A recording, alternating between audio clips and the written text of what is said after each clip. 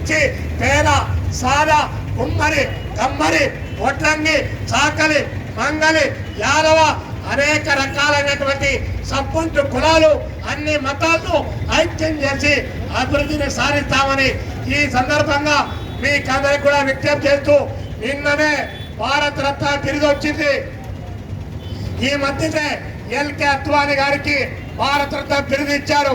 ఆ భారత రత్న నరేంద్ర మోడీ గారు ఇంటికి తీసుకొని పోయి ఎల్కే అద్వానీ గారికి ఇచ్చారు.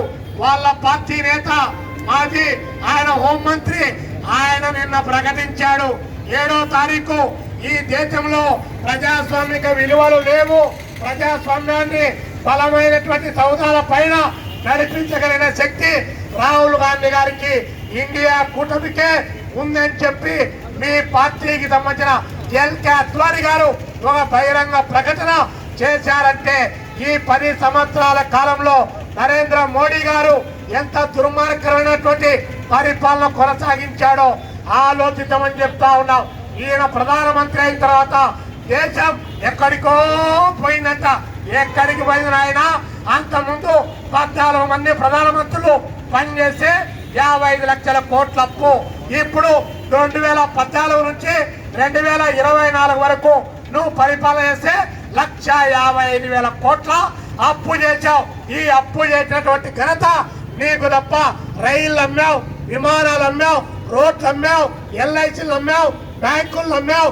ఏ ఒక్కటి మిగలకుండా మొత్తం సహజ వనరులన్నీ కూడా 2 గుజరాతీలు కొంటా ఉన్నారు. 2 గుజరాతీలు దేశాన్ని అమ్మకానికి పెట్టారు. ఏం సాధించావు నరేంద్ర మోడీ? ఐఐటీలు పెట్టావా? ట్రిపుల్ పెట్టావా? ఐఐఎంలు తెచ్చావా? ఈ దేశంలో 2 కోట్ల మందికి ఉద్యోగ ఉపాధి అవకాశాలు కల్పిస్తానన్నావు.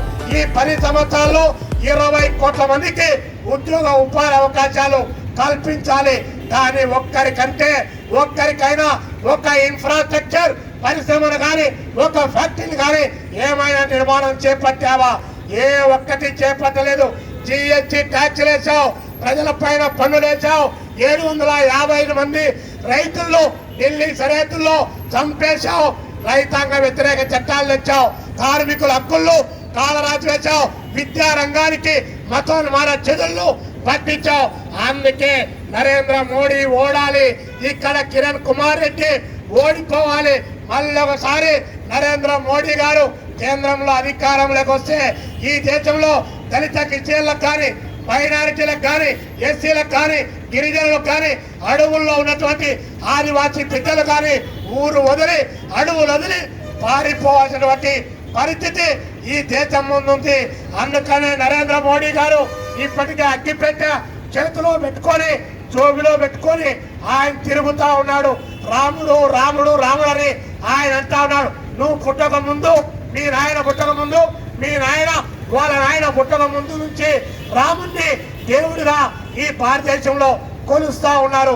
అలాంటి రాముణ్ణి ప్రచారికి ఇచ్చి ఈరోజు ఓట్లు అడుక్కునేటువంటి దారుణమైన దుస్థితి బీజేపీ పార్టీ భిక్షం ఎత్తుకుంటా ఉంది.